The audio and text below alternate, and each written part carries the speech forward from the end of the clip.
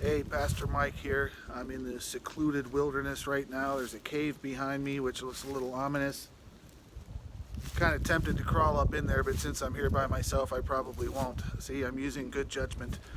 But I just wanted to encourage you, if you're secluded, if you're isolated, if you're alone, this is a very lonely place where I am. And we read in Scripture that Jesus went off by himself to pray often. Now that's a great thing to do, to slow down, to pray, to spend time with God, to listen for his voice, to eliminate the distractions.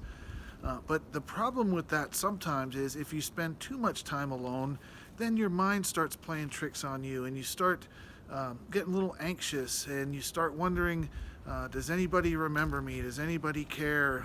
And once your mind starts playing tricks on you that way, it can actually be terrifying to be alone. So I just want to encourage you while you're alone, or if you're in a time of isolation, to just rest and relax and know that God is with you. Know that Jesus has come for you so you may have life. And then once this time is done, or once you feel up to it, you can share something with somebody. You can get on Facebook or social media or call somebody or send a card. Don't go through this thinking that you're in it all by yourself. And I just want to read a short passage of scripture from Colossians that's very, very encouraging about Jesus, just who he is. And never forget, with the way the world is changing so rapidly, never forget Jesus is the same yesterday, today, and forever. And this is how the Bible describes him. He is the image of the invisible God, the firstborn of all creation. For by him all things were created in heaven and on earth, visible and invisible, whether thrones or dominions or rulers or authorities, all things were created through him and for him.